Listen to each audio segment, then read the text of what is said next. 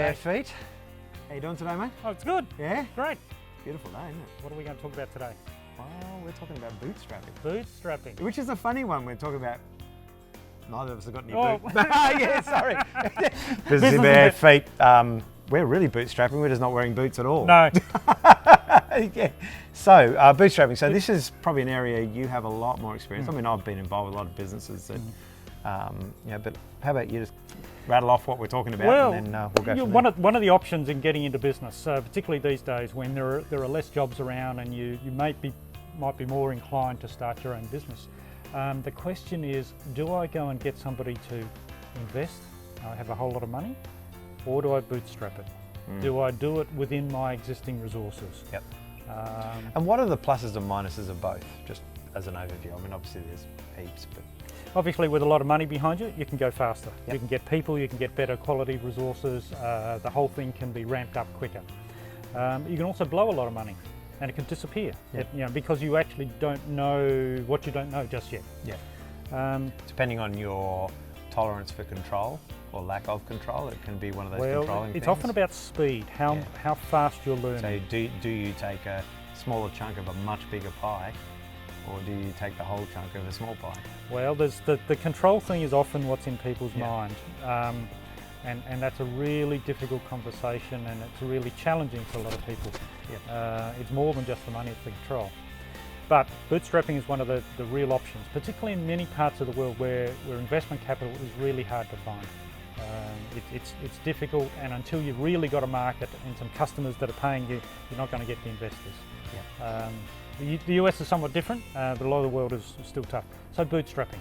So you're going to use your resources. You're maybe going to work part-time. You want to keep the family happy and pay the mortgage and not downsize and all that. But you're using your resources, and you do it. You're begging, you're borrowing, you're stealing, all of those sorts of ingenious ways of working it through, and you're just plodding along. You might take in a co-investor, a co-founder, or two. You might just tweak it here, tweak it there. And it tends to be a little bit slower, bootstrapping, because you don't have the resources. When somebody says, oh, we need this knowledge, oh, how am I going to get it? Oh, I don't have any money. Do I really want to offer some equity in this business? Maybe not. I think I'll start Googling, I'll start talking, and that just takes longer.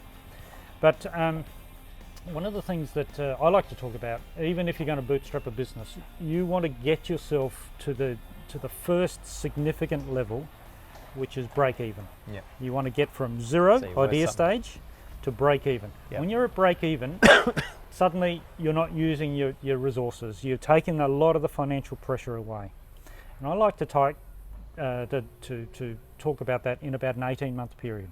If it takes longer than 18 months, maybe the business isn't right. Maybe it does need to change a lot more. Many businesses took longer than that, particularly major well-funded businesses. But if it takes longer than 18 months, and that's working at it pretty much full time.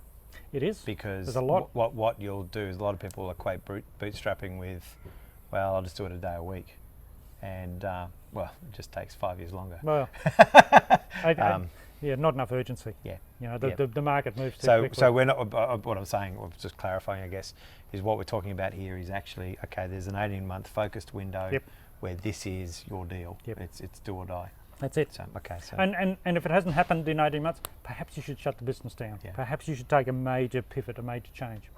But to get from 0 to 18 months and to break even with almost no money, you're going to have to rely on all sorts of friends and shortcuts and service providers and there's millions of people out there do stuff for next to nothing. Most of us have heard of Fiverr, where you can buy $5 features and functions and things like that in the marketplace. Okay, how many more are out there that you don't know about? How long is it going to take you to find these guys? It's all part of it. But you want to actually get a bit of a concept together. You understand what you want to take to the market, and before you actually build it or put too much money into it, you want to figure out how it can be done as a minimum viable product. Yeah, so we've talked about in a couple of things. We've discussed the why of, in this foundation series, we've talked about the why. We've talked a bit about tactics, specifically around targeting and understanding your customers. So that's where that plays into. And so, you know, getting the right people around you to energize, encourage you along the journey. You know, and so all of those things, I encourage you to go back and look at some of those videos. If you're in the community, obviously you can have those conversations with people in the community as well.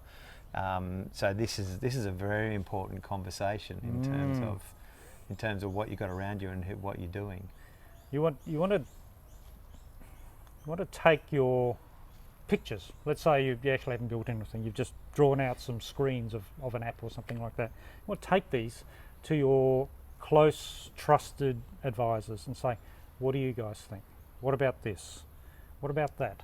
Try and chop it and change it. You want the friendly people there to support you. Yeah. And when people's eyes light up, when they get what you're talking about, then you're starting to realise that you're finally onto something, which might not be as obvious as you first thought. Yeah. Now we're starting to talk about minimum viable products. Being open to the fact that somebody might go, "I don't get how it works." That's it. Because your idea may be great in your head, it just doesn't work. And if one person says it, so what? 10 people says it. Pay some attention. Tweak. Listen. Pivot. Change again. Yep. Do something different. Yep. Work that through. Yeah. So bootstrapping is the ultimate entrepreneurial journey. Yeah. You are trying to figure out. That's the standard story. Started in grandma's garage, or grandma's, always in grandma's garage, not mum and dad's. They've got cars still. Yeah. And you know that classic story. But bootstrapping doesn't necessarily look like that. It could be I live in a nice part of the world where I can sit at the beach with a laptop and do most of my work from the cafe. That's it. My rent is 4 cups of coffee a day. A fellow I was talking to the other day, he did a startup weekend. He had his day job. He's self-employed, but it's not really where he wanted to be. He had this new idea and he wanted to test it. So we went down to the local backpackers, got 5 backpackers, paid them a certain amount of money to make a whole lot of phone calls to real estate agents around the country. Yep. By the end of the week, his backpackers had called every real estate agent in the country. It cost him nothing. Wow. And these guys got some money, got some payment, Yeah. a few more beers. There's got to be a lot of ideas like that out there. I mean, it'd be great to hear if any of you guys out there are doing it, what you're using. Love to hear the great techniques that you found the most useful. Yeah, the big part about this community is about what you give back to it. Okay, that's why we've set this up, and we want people around us who also want to give that back. Yeah, give us your ideas and share them Yep. widely. We'll take it, pump it out to everybody. Yeah. This is not about holding back. It's not about holding secrets away from anybody. Yeah, and it goes around and comes around, doesn't it? And changes. You know, what works today was different than 5 years ago. Yeah. So the next step in bootstrapping. Okay, so I've been able to keep the costs right down. Yep. Which is a key feature of that. I've been able to keep it fairly simple. How do I go? What do I do next? Okay. How do I start to grow? You want to find a product. You want to spec out a product that somebody can get their head around it. And like I say, it might be in pictures. And you're going to give that to customers, and you're going to get some feedback. Yep. And then you sort of realise, now I have something. Yep. So you want to work out how to get from pictures into business. It doesn't have to be a massive investment in an app. Actually, interesting, because we talked about the who's on your bus, and you just catching on to the customer thing there. Customers can actually be a great part of your bootstrapping journey. You know, you actually, we've even done it ourselves with the beta testing and so forth. It's that whole bring your customers along for the adventure. Yep. You know, they're human. They understand that you're setting up a business and you're trying stuff on them, but they know they're also getting it at a cheaper price or free or whatever. They get influence. They get to design almost the app that they want without having to pay for it. That's very powerful. So don't be afraid of your customers. You and I have both done millions of dollars worth of business in that space. Yeah, very powerful. Yeah. So don't be afraid to bring your customer along in that journey. It was certainly when we used to just do market research and then we'd launch a product. You know, back in the 90s and so forth. Whereas now it's much more collaborative and on the run. Some things we get that it actually integrates. And that was where back then I said, well, hang on, we've gone out to all these people we've done research to. Why aren't we talking to them as customers? Yep. Why don't we get them using it? It's like, yeah. And then of course this whole concept of the beta tester came out as well. So investors love that too. If you're going to look at getting some investment traction, they want to see that you've got some engagement. So proof of concept trials is a really powerful component. Yeah. You know, half a dozen proof of concepts with known customers. Yep. They might not be forking out that much money, if any. It's irrelevant. But the fact that they've said yes for that trial, your investor's going to go, ding, these guys are onto something. Yep. Okay, if this customer wants something, there'll be some money that follows. And certainly when you're in that investment stage, because really the whole journey of bootstrapping is to get the business to a place where it's worth something that because at some stage you are going to have to bring in investment, but you're not giving as much away because you've already got your influence. Even better. Yeah. Not everybody needs investment, not everyone wants investment. It comes with some shackles and some headaches and all that sort of stuff. Sometimes it's great to rocket you, but it's not critical. Now, another area that that I've done some work in terms of bootstrapping, another area that's great for bootstrapping is a good client. So I've been known to work with, I'm not going to mention businesses or clients in this situation, but where a client has effectively funded the journey. Yep. And it's a risk strategy because it's a 12 to 18 month journey with that client, and in 12 to 18 months you've got to have other clients on board. And so what they're doing is they're funding your development and also by consuming your product or service. Very popular business generation technique in the 90s again, and early 2000s. Yeah, it's kind of been lost a bit. Do a contract build for a client. Is it just not as popular now, or is it just more people doing stuff? It's certainly not as popular.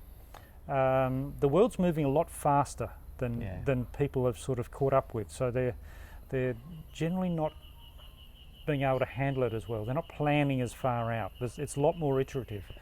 We know is that a reflection of the kind of people, we talk about different generations and we don't go deep into that, but is that a reflection of the kind of personalities doing these things really now? Interesting, is it? Is it the sort of millennial Gen Y thing, which is like cause-based and move on to the next thing as fast as we can and get bored sitting around? Or is it the fact that technology is moving so quickly that people don't have time to do long-term strategy and planning and migration on techniques?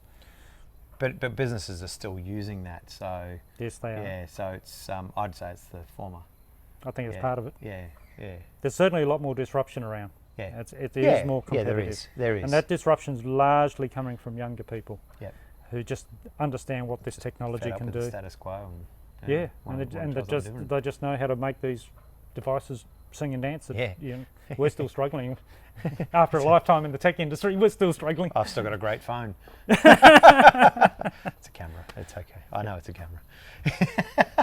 So a couple of strategies there in terms of helping with the bootstrapping journey. Really important. If it doesn't work, stop it. Yep. Stop burning your money. Set a limit to where this absolutely no longer works. When you find something that works, put more money into it. It's a lot of trial and error. Yep. It's a lot of get it to the minimum. It has to be the minimum. Constant testing and measuring. It doesn't have to be perfect. Perfection is a disease that we can fix these days.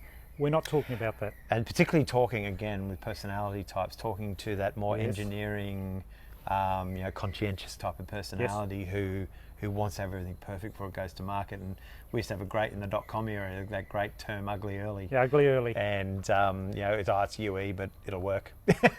Yep. And so, it's very important that you do get this in, and that's where the beta testers, because by hanging around you as a beta tester, they've already extended that grace. Yep.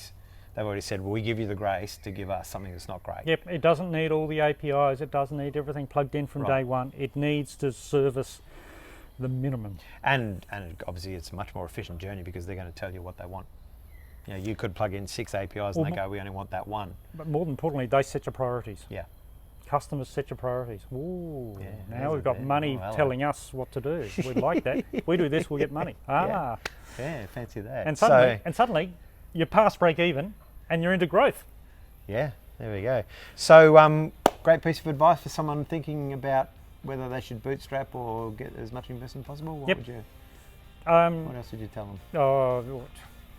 Think about them both. Have a go, you mug. Particularly if you're not quite sure about your exact product and how the market's going to take it, bootstrap it, test it, I reckon. Yeah, but it is that journey, and obviously, from my point of view, in terms of the relational side, make sure that the people around you who are personally involved know what you're doing. Oh yeah, because you need your support infrastructure and discipline and all those sort of things coming to play. But we'll talk about that a bit more. When you're bootstrapping, you've got more time to think about your business. Yeah. When you've got investors, you've got other people to handle, more stakeholders. It's a little bit more. It's a very different mentality you've got. definitely. So we encourage bootstrapping. It's a nice little tactic. And It moves faster. Yeah. You know, And we're all about fast growth business, aren't we? It is fantastic. And something that returns a great dividend to you as well. So not just to a bunch of shareholders or investors. That's true. So, Yeah. Well, thanks again. So yeah, if you are in that space where you are bootstrapping, you've got some ideas you want to share with us, we've talked about a few things here today. We will have there is a whole section on bootstrapping and developing that. Some of the cheat sheets and things. Cheat sheets and so forth, Yep. and obviously within the community. So we'd love to come and join us and extend that conversation and talk about your stories of bootstrapping your business. So thanks, it's been wonderful having you here. Good to hang out again, Indeed. mate. Thanks, mate. Talk to you soon. Cheers. Bye.